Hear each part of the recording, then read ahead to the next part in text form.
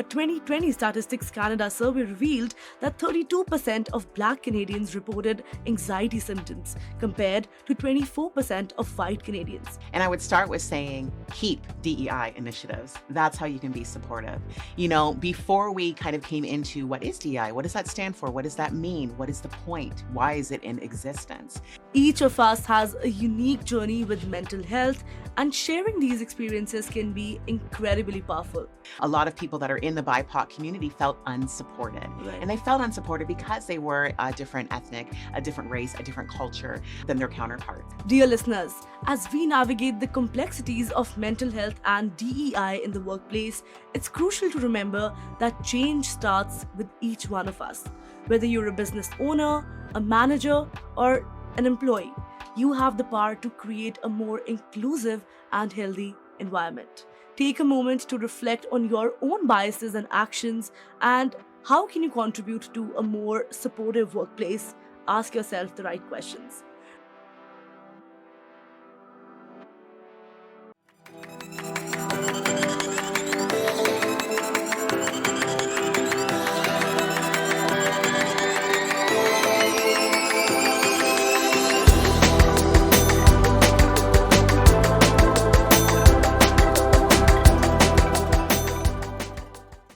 Welcome to the Black Business Podcast with Kripa Anand, presented by Nexim Healthcare Consultants. A 2020 Statistics Canada survey revealed that 32% of Black Canadians reported anxiety symptoms, compared to 24% of white Canadians. This highlights the urgent need for mental health support in the business community, particularly for Black entrepreneurs. I'm Kripa Anand, and today we have Calissa Ngozi, a mental health expert and a motivational speaker, to discuss the intersection of mental health, diversity, and entrepreneurship in Black-owned businesses. Calissa Ngozi is an award-winning mental health professional and inspirational speaker with over 20 years of experience. As a professor at Mohawk College and founder of Hunter-Sawyer Enterprises, she provides critical mental health support services. Her expertise in mental health, diversity, equity, and inclusion has made her a sought-after speaker and a media guest. Join us as we uncover valuable insights and strategies for fostering mental well-being in the diverse landscape of Canadian businesses. Welcome to the podcast, Kalissa. How are you doing today? It's Friday. I am fantastic. How are you doing? I'm wonderfully well. And first of all, a very happy new year. We're still in the first month of 2025. How's it been so far for you? It has been a phenomenal year. As I have to tell you, 2025 has set itself up for so much success. Right. And I'm excited about it. Perfect. So I'm very excited for the conversation today because the topic that we're going to discuss today, it's something that everyone resonates with, right? It's not something that, people will not, resonate with because they go through stuff like that, anxiety, mental health issues, and it's not talked about enough. Even though, I understand that there's a lot of talk that's going on around it now, but still I think there's a lot of gap, and today we're going to uncover the gap. So, according to a recent study in Canada, we found out that 62% of entrepreneurs experience depression on a weekly basis. Mm-hmm. Now, that's a big number, right? With higher rates among female and marginalized entrepreneurs, especially. Now, this obviously highlights the urgent need for effective diversity, equity, and inclusion. That is the DEI initiatives in the workplace. Now, your expertise in this area is essential, Kalissa. Now, the question that I have for you is, how have DEI programs, according to you, affected your particular mental health journey? And what can, companies do to create a more supportive environment for BIPOC employees? I think that's a great question. And I would start with saying, keep DEI initiatives. That's how you can be supportive. Before we kind of came into what is DEI, what does that stand for? What does that mean? What is the point? Why is it in existence? A lot of people that are in the BIPOC community felt unsupported. Right. And they felt unsupported because they were a different ethnic, a different race, a different culture than their counterparts. So when we were in sort of the trenches of that, of not feeling that support system, and then situations happened like George Floyd, I think that the media media and businesses and other entrepreneurs kind of woke up to the fact that we need to be more supportive. We need to be more inclusive, and not just during Black History Month. I think that's really important to note. Right. Yes. So for me, I felt the most supported when I have a CEO or a boss that says, I understand that maybe because you are a Black woman, you might feel that you're not getting the promotions you deserve and that you're qualified for. And I think that's a really huge caveat for your audience to understand, is that with DEI practices, we're not looking for any sort of special treatment when it comes to hiring practices or promotions. What we're looking for is that inclusive knowledge and expectation, and really it needs to be a level playing field, and it hasn't been historically. You mentioned those statistics earlier. About 62% of people are suffering from some form of depression or depressive thoughts when it comes to being an entrepreneur. And I would wager a bet that might be a little bit higher because we have a lot of people that are in that BIPOC community that are afraid to speak out because they already are feeling as if they're not heard. But if they start saying, well, you know what, because I'm Black, because I'm Indigenous, or whatever it may be, I'm not going to get hired. And I don't want to make my boss even more upset. Right. I think that's a very interesting perspective to put it. And what you said about, people don't want to say these things out loud because then it creates a thing which you don't want to create. I think that's the point, right? So I think inclusivity is a big factor here. And for all the listeners, I think it's very crucial to understand that this gap, it's all about that that bias that we do subconsciously, not consciously, right? Now, organizations, they should prioritize DEI not just for the sake of just ticking boxes, but also cultivating and fostering spaces where everyone can thrive mentally and emotionally. Now, your insights were invaluable, of course, and businesses, they must realize that investing in diversity and inclusion supports the mental health of their workforce as well, their employees as well. Dear listeners, as we navigate the complexities of mental health and DEI in the workplace, it's crucial to remember that change starts with each one of us. Whether you're a business owner, a manager, or an employee, you have the power to create a more inclusive and healthy environment. Take a moment to reflect on your own biases and actions, and how can you contribute to a more supportive workplace? Ask yourself the right questions. Remember that small actions can lead to significant changes. Stay engaged, stay open, and most importantly, stay committed to fostering an environment where every one of us can thrive equally. Now, let's explore another critical aspect of mental health in the business world. That is, I'll get to it, but before that, I also want to tell our listeners about an interesting stat that I found out just like I was doing the research before this podcast, and I came across very interesting facts that changed my outlook of how I used to see things. Now, a study by the Canadian Mental Health Association revealed that over 28% of adults couldn't access needed mental health treatment. They couldn't access it, right? And 42% of them, they didn't seek care due to costs. Now, these findings emphasize the barriers they are faced by, and especially by marginalized communities, I'd say. Now, Kalissa, your work to reduce stigma is vital in tackling these issues.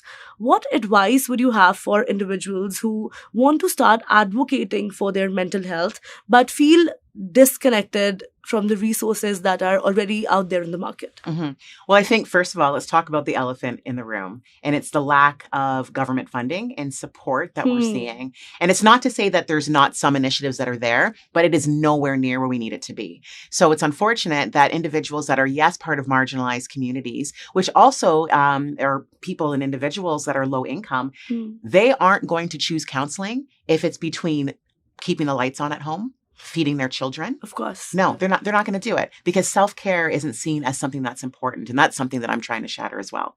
So I think what's really important to discuss is that, with individuals that are going through these struggles, they need to know that they're not alone. And we need to start talking about it, because if we don't talk about it, then they feel isolated. And when you feel isolated, those feelings of anxiety and depression start to manifest. And when they manifest without any sort of intervention, then it leads to things like suicidal ideation. It leads to things of breakups of relationships, whether it's professional or personal. It leads to a lot of things that we can help to change if we take action. And that's the biggest piece. Right. Again, you articulated that very well, I would say. Your guidance, I'm sure it offers a roadmap for all the newcomers who are listening to this right now, especially for mental health advocacy. Now, breaking the stigma, it begins with individual actions that lead to community-wide change. You can't just wake up one day and just, want the entire community to change. It happens with individuals, their individual minds. It's about the self-talk that the person does with themselves, right? Now, speaking of change, let's dive into how storytelling can be a powerful tool in this journey. Attention, listeners, your story matters. Each of us has a unique journey with mental health, and sharing these experiences can be incredibly powerful. If you've been hesitant to speak up about your mental health challenges, remember that your voice could be the one that helps someone else feel less alone. Consider starting small, share with a trusted friend, or join a support group. Your courage in sharing could be the catalyst for change in your community. Remember that you're not just telling a story, you're potentially saving lives and changing the narrative around mental health. Now, storytelling, it's been a powerful tool in everything, right? Even if we speak about mental health, what do you think, how does this shape the narrative around this entire stigma? Well, I think when people aren't feeling comfortable with talking about their feelings, and it doesn't matter what gender, because both male and females can struggle with that. If they have somebody like myself who grew up blue collar to white collar, I understand all different types of demographics. I'm also adopted by a white family. So I have different cultural perspectives as well. So I come at it with a different lens where I can be supportive in any type of environment. So any audience that I'm speaking to, I want them to feel comfortable. I want them to feel like they're not alone. I want them to feel like, you know what, at least there's somebody that seems to understand what I'm going through. But also, I need to also have the proof with the pudding, which means I need to provide resources. Statistically speaking, members of the BIPOC community, they don't like asking for help because it is historical. It is generational, because it's seen as a sign of weakness to ask for help. Back with your Gen X and your boomers and all those generations, it's very much of, you know what, just suck it up. You're fine. Mental health isn't a real thing, right? Whereas in 2025, it is alive and well and thriving. Right. And, it's a conversation that I'm so glad that we're opening and talking about, because our young people, the next generation that we're trying to support, they need to see that the adults in their life are taking care of themselves. Right. Very well said again. And I think the point that you mentioned about mental health being as important as your physical health. If someone has a fever, if someone has a broken foot, we know that, they're not well, so we're not going to give them this work, or we're not going to, talk to them in this manner. Similarly, when someone is going through depression, or even depression is the last stage, we need to understand that no one goes into depression overnight. There are so many symptoms that we need to start seeing around if we are not doing that already. All right, let's take a short break here. Stay tuned for practical steps on creating inclusive, mentally healthy workplaces. Hey, you think you know UPS? Yeah, that's us. Everybody knows that. You know what you didn't know? This. Okay, try to keep up. Ocean, us. Ground, rail, air, so us. Guess who? Us. Customs cleared, borders cleared, done. Us. Still with me? Wait for it. Boom. Us. Intelligent, automated, fulfillment. Us. Yep. Healthcare too. Digital your thing? Yeah. Well, book it, ship it, track it. You feeling me yet? Yep. That's all us. That's all UPS.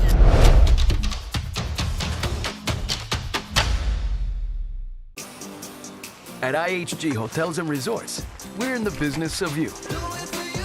We're here to help you plug in, connect and recharge, make an impression, and meet with confidence. With 19 brands built for business, your business gets even more rewarding. With an award-winning loyalty program at 6,000 IHG hotels and resorts worldwide. Welcome back to our conversation with Kalissa. We've delved into storytelling's role in mental health advocacy. Now, another question that sprouts in my mind is, leaders play a very important role at workplace. Mm-hmm. Now, as a leader, and when I say a leader, I'm not talking about the founder or the entrepreneur of the company. Mm-hmm. I'm talking about your immediate boss, your manager, right? Because they are the people that you deal with for the maximum time, right? It's not the founder. Now, what responsibility does a leader have in making sure that the employees are, not feeling suffocated, Mm-hmm. or they're not, in a environment where they feel like they are in a mental cage? Mm-hmm. What role does a leader, because leaders were also once an employees, right? Mm-hmm. They know what it's all about. Then they got promoted. Now they're in a position where they can influence so many other lives as well for all the new joinees that are joining. So what role does a leader play in this entire scenario? What's your take on that? Well, a leader is crucial in the success of any type of business. Right. And if you have a leader that doesn't believe that, are they really a leader? Exactly. They're not. And at the end of the day, they need to look at everyone that works with them, not just for them, as equal partners in that success. So that means that they need to offer initiatives that are promoting the mental health and mental well-being of their associates, of their employees, of their colleagues, of their coworkers. And if they start to see that there's a breakdown in that system of communication, then that's where there's going to be an issue. If the people that work for you and with you do not feel supported, you're not going to get the best work out of them. Exactly. You're going to get people that are going to go off on stress leave, on mental health leave. You're going to get people that are going to leave their jobs, and that's not fixing the issue. Yes, there's tons of people that are looking for employment. There are tons of people that are looking for jobs. But that doesn't mean that you get to exploit them, right? No, not at all. If anything, that's a Band-Aid solution. You're not getting to the core of it. Right. And that's the problem. So if you have a leader that recognizes, you know what? I see that the mental health culture needs to be shifted in my workplace. I'm going to be more supportive of these individuals. Then that's when the real change is going to happen. Right. I think it's all about taking initiatives and asking the right questions to yourself. Great. Now, Kalissa, your success at Speaker Slam and in the media, it highlights your mastery of this impactful approach. Now, how do you balance your personal story and professional expertise to create meaningful connections with audience and clients and whoever comes your way professionally or personally? Well, the program that I've developed is called the Oxygen Mask Mindset. And essentially what that means is you need to take care of yourself before you take care of anybody else. And I carry that with me personally and professionally. So really, it's about having those conversations of self-care. I don't care if you take 5 minutes in the bathroom when you get up in the morning, if it's a 20-minute walk before you start your routine. When you come back from work, sometimes we need to unwind because it's been a super hectic day. So before you can show up for your family, your partner, any sort of relationship, you need to check in with yourself and make sure you're okay. I often say, especially in the mental health realm, if your bucket isn't full, then you're empty. You can't give to anybody else. You are completely spent. So again, it's that mind frame and that mindset that I need to come first, even if it's only 5 minutes. If you don't do that, then you're going to start to feel those stressors. You're going to be easily triggered. You're going to experience things like anxiety and depression, and it's not going to be good for anybody. Right, because as humans, we play a lot of roles, right? We're usually juggling between hats. We're trying to be a good sister, a good mother, a good wife, a good girlfriend. But we often forget that, very nicely said, if we want to nurture the relations around us, we need to nurture ourselves as well. So, on top of your mind, do you have any personal insights from your own journey, Kalissa, as a mental health advocate and a speaker? How do you resonate with your audiences? Well, for me, I'm real 100% of the time. So what you see is what you get. I'm going to tell you the facts. I'm going to give you strategies and solutions, but I'm also going to let you know that it's not always easy. And the moment that you recognize within yourself that you do need help, whether it's therapy, whether it's mindfulness, whatever it looks like for you, that's when real intentional change is going to happen. And for me, it was going to therapy. And it was recognizing that running a business, being an award-winning speaker, being a single mom to twin boys, that's a lot on my plate. And I'm also a professor as well. So it's a lot. So what did I have to do in order to be able to maintain all of that? It was taking care of myself first. Right. Now, in this entire journey, what was that one point where you realized that, oh, this is something that I need to dive into completely, and this is something that I want to, advocate or stand for or do this professionally as well? Was it in school? Was it in college? I'm just trying to get an insight into your life, into your mind for our listeners. For me, really, it was once I had my kids. I mean, like you stated earlier, I have been in this field for over 20 years now. So I've had my hand in different elements. But, when I had my kids, I started to see that this is Generation Alpha. And I need to help mold and create an environment where my kids can thrive, where they are emotionally intelligent, where they are not emotionally dysregulated. And if they become that, they have the tools and expertise to go through it. It's really tough right now for those kids out there. We just entered in 2025, the new generation. So any child born now is generation beta. Right. So what are we doing in terms of building success for the next generation? So I knew that I have a voice and I have expertise, and it would be a disservice to society if I didn't share that. So that's why you're seeing me on podcasts and TV and radio, just talking about the importance of self-care, resilience, avoiding burnout, and taking care of your mental health in business. Wow, I think that's a beautiful approach and a beautiful reason to why you started doing this for your kids, you said. Your insights, they definitely provide a roadmap for leaders to foster inclusive, mentally, healthy workplaces, as you would say, highlighting the need for ongoing commitment and action. Now, let's talk about and let's explore how these principles can be applied in different business contexts. Now, integrating mental health with diversity, equity, and inclusion, that is the DEI, in the workplace, it's crucial, as we just spoke. Now, a Forbes study, it shows that employees from diverse backgrounds, they face representation issues, microaggressions, and unconscious bias, as we spoke about in the beginning. Now, all these factors, they harm their mental health and also psychological safety. Now, how do you envision the future of mental health and DEI initiatives in the business world specifically? And what changes do you hope to see in the coming years, let's say the next decade? Well, I think the first change you mentioned early on is that we should not be treating DEI as a checkmark. Right. Unfortunately, a lot of companies have done that. They've jumped on the so-and-so train of DEI, which means, okay, well, we have a pamphlet that's out for everybody to read that is all about inclusivity. So we've done our job.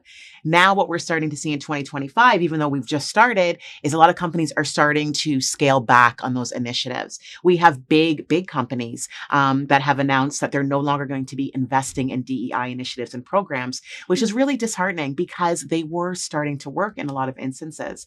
But now we're having individuals that are members of the BIPOC community and that, or any sort of diversity that benefited from these programs that are now feeling we're marginalized again. Like we're not being understood. We're not being heard. We're not being supported. So we need to stop that. We have Black History Month. That's just around the corner. Right. And, we're going to see a lot of companies that are going to jump on that. They're going to hire marginalized and BIPOC individuals for speaking and for events and those things. And that's great. But this is an issue that is 365 days a year, not just specifically 1 month or 1 day.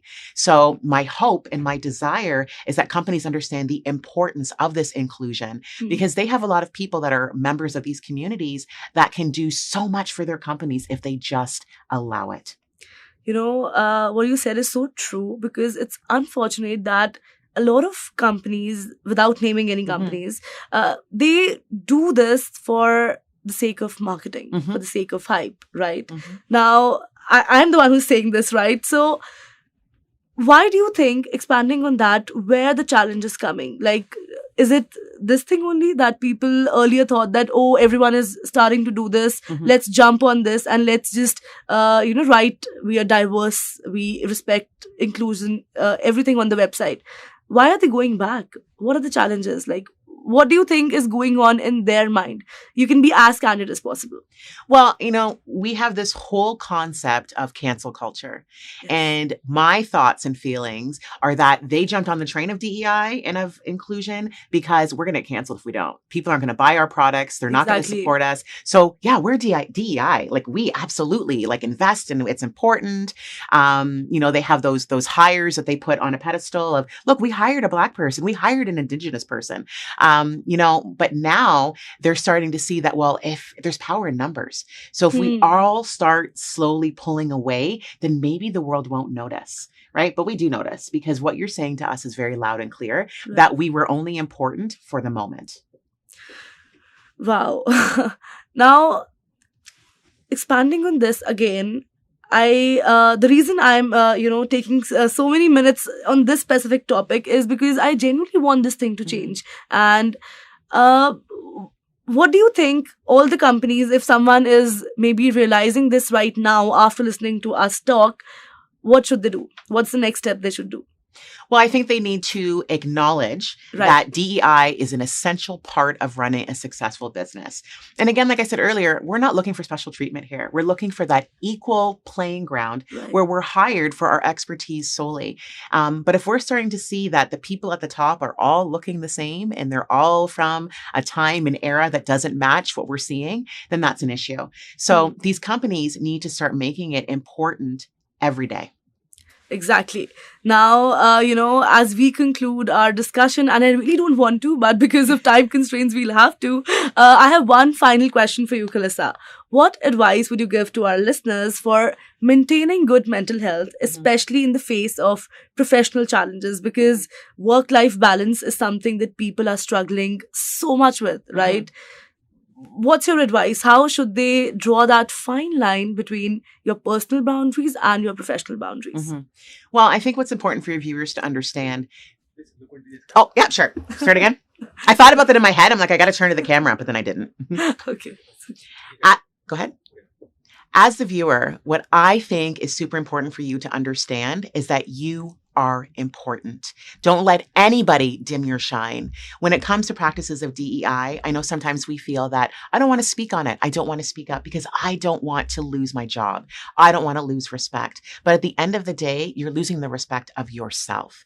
So it's important that you speak up and that you understand that everything that you have to say in terms of that business does make sense and is okay. Wow, that was great. Thank you so much, Kalissa, for sharing your invaluable insights and experiences with us today. Your dedication to mental health advocacy and creating inclusive environment, it's truly inspiring, and it was a pleasure having you on the podcast. Thank you so very much. Thank you for having me. In today's episode, we've explored the critical link between DEI initiatives and mental health in the workplace, strategies for breaking the stigma around mental health in Black communities, and the power of storytelling in mental health advocacy. Special thanks to Nexim Healthcare Consultants for their unwavering support in celebrating Black entrepreneurship. Until next time, this is Kripa Anand signing off. Take care of your mental health, embrace diversity, and keep pushing the boundaries of what's possible in your business venture.